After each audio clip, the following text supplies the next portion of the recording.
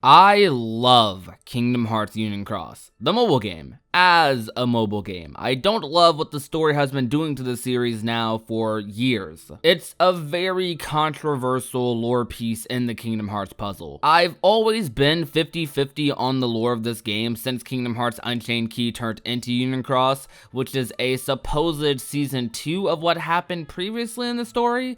I'm often a person who defends the Kingdom Hearts series when it comes to its lore. When people call it a mess or hard to understand, because in many ways I'm loyal to the series because of its mystery, because of its characters. I genuinely believe that if you play the Kingdom Hearts series in the recommended order, in the way they're presented in the Story So Far collection, you will understand the series lore, and at least have a basic understanding of what's going to be happening in Kingdom Hearts 3. It's not easy to understand because the Kingdom Hearts series gives you a lot, and I mean a lot of things to remember, and the lore goes so deep and the universe is so large and has been going on for so long. I don't know why anyone would expect their hand to be held while playing these games. You gotta do a little bit of thinking, and I don't mind that. There's unanswered questions in the Kingdom Hearts series, but those unanswered questions aren't negatives. They're unanswered questions that are there to entice you to purchase the next game, so some of those questions can later be answered. It's basic storytelling logic. You don't tell the listener everything because then what reason would they have to watch the next movie or buy the next book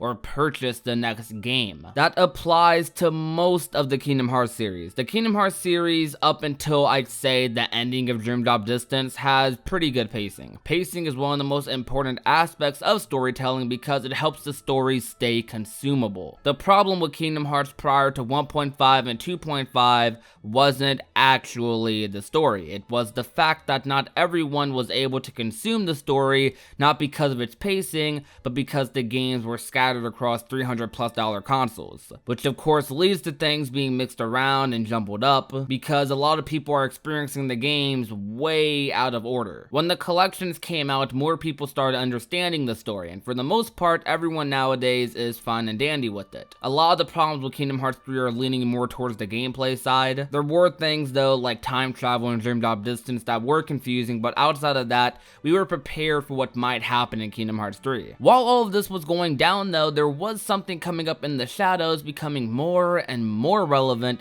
to the Kingdom Hearts story, and that was Kingdom Hearts Key, which was a Japan exclusive web browser game that was cancelled and is also canon to the Kingdom Hearts timeline. I want you guys in the comment section to tell me how many things is wrong with that sentence. Despite that trash can of a situation, thanks to people like Everglow from KH13 and the KH Insider team, links below, we were able to view online translations of what was going down in the story. Because to get any story out of the mobile game and the web browser game that I just mentioned, you have to go through hours and hours worth of missions, and to get through some of those missions you need to level up your cards or medals or whatever is in your inventory. This story takes place 100 years before Kingdom Hearts 1 in the land of fairy tales. There's Keyblade wielders galore, and honestly for a cancelled 2D web browser game, this game added a lot of world building to the Kingdom Hearts universe. Me and most of the community following this story loved it. Key browser ended with the highly talked about Keyblade War that was first mentioned, I believe, in Birth by Sleep. There was so much mystery, so many questions,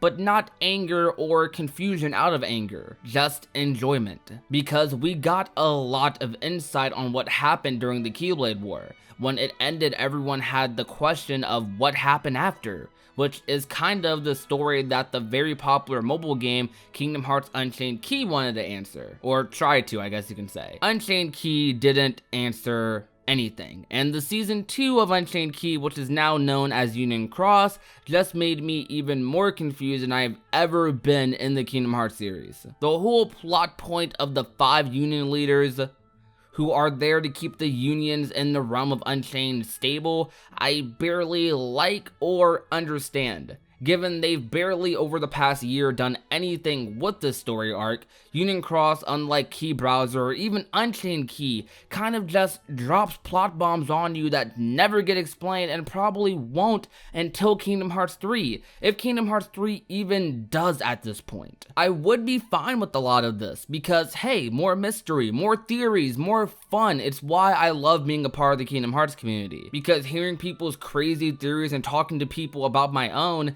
is a lot of fun, and it's an outside source that adds to a lot of the immersion that I have in the Kingdom Hearts series. But they drop so many of these plot bombs on you that it gets to a point where nothing is ever getting answered, but you have such overwhelming questions piling on top of questions on top of questions, all that could easily change the entire direction of the Kingdom Hearts series. And honestly, I don't feel like that's an exaggeration, because all of the questions that we have relating to Key are pretty important stuff. There should not be this much confusion in a story that is this important going into a game that is coming out in a couple of months. It doesn't help that it's like 3 to 4 months between every story update we get, every important one specifically. So that does not help either, because 90% of the time you're visiting Agrabah for the 1 millionth time, and then the other 10% are actually getting lore, and most of the time that lore you get isn't answering anything, it's just adding more questions. The thing is, I haven't talked about Key back cover yet either. Yes, there's another version of Key, that's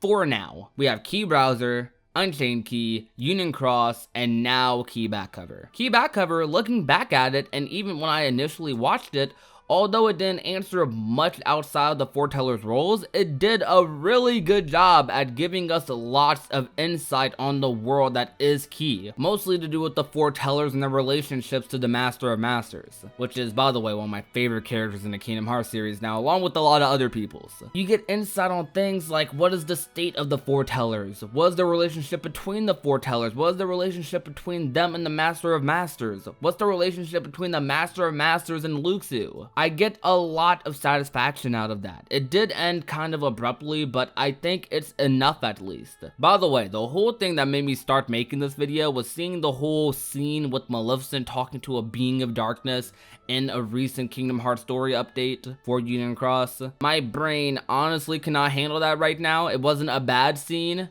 It was just something that added, again, more questions and not enough answers. We do know that Recoded is important now. I now have to rewatch the literal data version of NyQuil that is that movie, because Recoded is now really important, like I said. Knowing Nomura, this is likely a result of us over the past couple of years saying how unimportant Recoded is to the Kingdom Hearts plot. So, yay! That's what we get, I guess. Kingdom Hearts Key has awful pacing and is a story that is all over the place. That makes sense in some areas and doesn't at all in others, given the story is scattered throughout a lot of different versions of Key. So yay, that's fun. You know, although I am slandering Key right now, I find the Key story at times to be some of the most enjoyable and mysterious lore in the Kingdom Hearts series. Then at other times, I find myself frustrated at the migraines it gives me. Apparently, not all of Key is going to be talked about in Kingdom Hearts 3,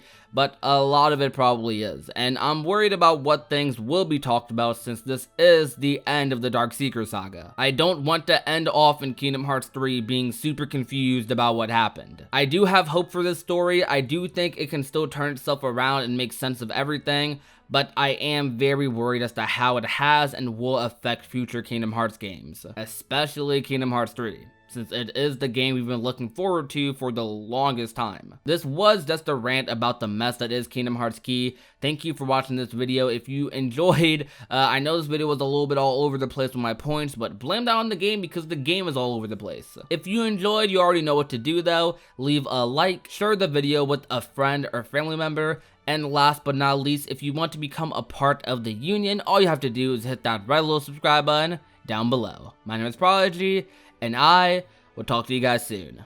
Peace out.